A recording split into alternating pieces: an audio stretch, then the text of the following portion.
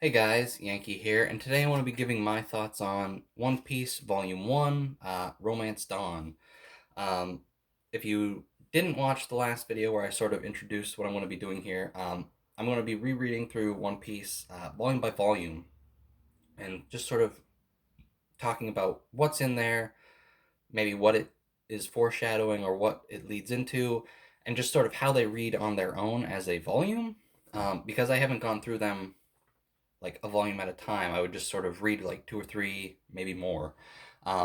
So anyway, this is the first volume, obviously, um, and it's a lot of setup, right? Obviously, it's the start of the series. We got to introduce a bunch of characters and stuff like that.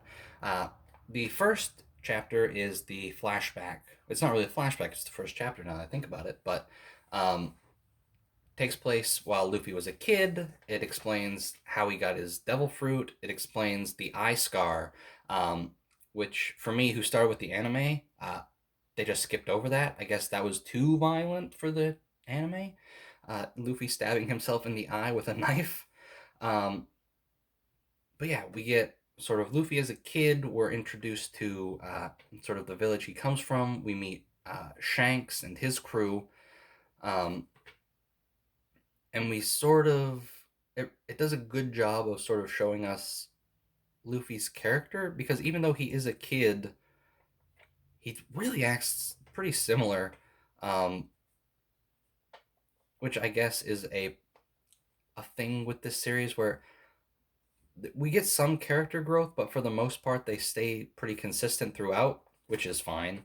Um, Anyway, I got like a list of things that I sort of want to talk about. So the Luffy flashback, we got the eye scar. I wanted to talk about that. Shanks.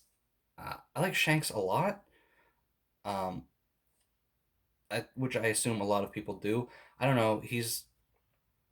I think it's because we don't know so much about him. I feel like as it might be the mystery that makes him so interesting, but um, I don't know. We don't really know what he's about so much yet. Still, um, but yeah, he's neat.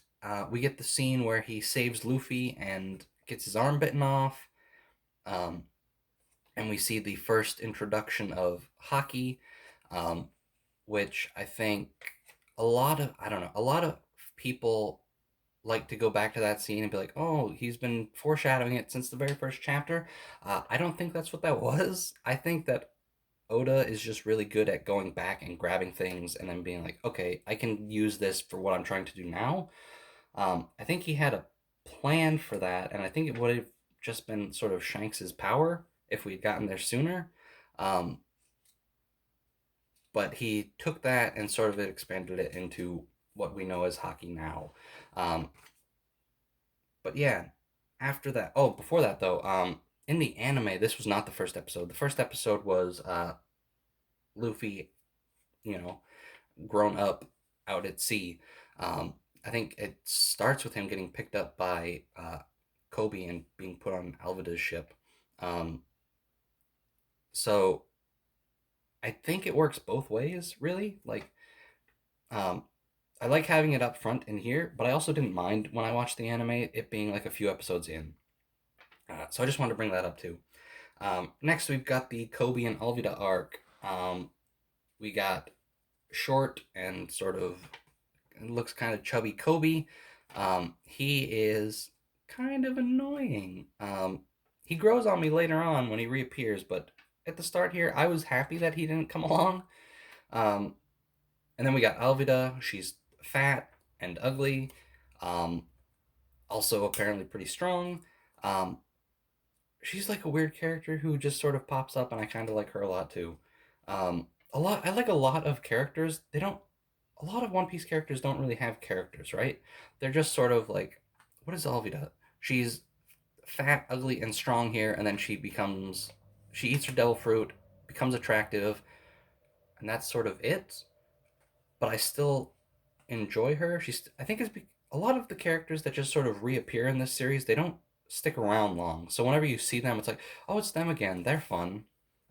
Anyway, Kobe and Alvida, um, we get sort of this is sort of showing us how strong Luffy is, right? This is really building him up. Because in the flashback, we see the weird snake serpent sea thing. Um, what is it? The monster of the coast or something. Um, and then we see him defeat that at the end of the first chapter. And then we sort of build up Alvida a bit. And then he just sort of takes her out easily. Um, and I don't know. They defeat him. Him and Kobe take off. And then we get to Shellstown where we meet Zoro. And I want to say this in this video. Um, I'm not going to probably be using a lot of, not a lot, some names I know differently than what's in the official translation, right? Zolo. I don't call him Zolo because I watched the anime first and I watched like a fan sub first. So I might say things differently than most people. Like, I don't call them berries. I don't like berries. I like bellies. Um, so things like that, I'll just get that out of the way now. Some of the words I use are going to be different. Um, Zoroark, we got Helmeppo introduced. He's a jerk. Um, and then Zoro, we get. I want to talk about his flashback because boy, is it real quick in this. It's like 4 pages, which is nice because I do feel like some of the flashbacks later on get too long. But also the anime episode is really good. They expand on it well. Um, like when Zoro asks, I don't remember his name, but Kuina's father for the sword. Uh, in the anime, it's him basically going to his room and, you know, what is it called? Seiza? I don't know. He's on his knees, right? Sitting on his knees, and asks for the sword, and then he gets it. In this, it's just like a one panel thing where Zoro's like, "Can I have her sword?" "Yeah, sure," and that's it. Um, so they expanded on that good in the anime. Zoro's cool. I like Zoro. He is sort of, again, he's sort of the cool guy, even though he has his weird quirks and stuff. But um, yeah, another thing that I think was cut out of the anime, I don't remember it. Zoro killing Helmeppo's dogs. Like we see a panel of that in here. It's not like gruesome or anything. It's just like a silhouette with blood coming out of the dog. But I think that was removed entirely from the anime because I don't remember it at all. I could be wrong. Um, and then we fight. Oh boy, Morgan. We fight. Woof. We fight Axan Morgan. Zoro joins the crew, and then we go. And then it ends with sort of what island are we on? Orangetown? Is that what comes next? Where we're gonna see Buggy soon. Um, and it ends with sort of Luffy meeting Nami. And so uh, I think this is it's a good setup volume. A lot of fun stuff happens. We get a taste of what Luffy's like. We meet Zoro, who's fun, and then we're teased with Nami at the end. So as a volume, as a single volume, I think this is a pretty good one. I think it like we get a few arcs in this, which is definitely isn't going to happen later on, right? We got Luffy's flashback, we got the Alvida arc, we got the Zoro arc, and then we get a teaser of Nami's arc. So I think as a standalone volume, this is a very good one. Um, but uh, woof. Apparently, I can't speak. I also want to talk about the art style because going back, uh, boy, did it look different.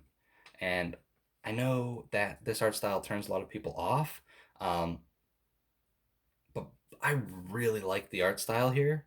And obviously, this series has been going on for like 20 years, so it's going to change.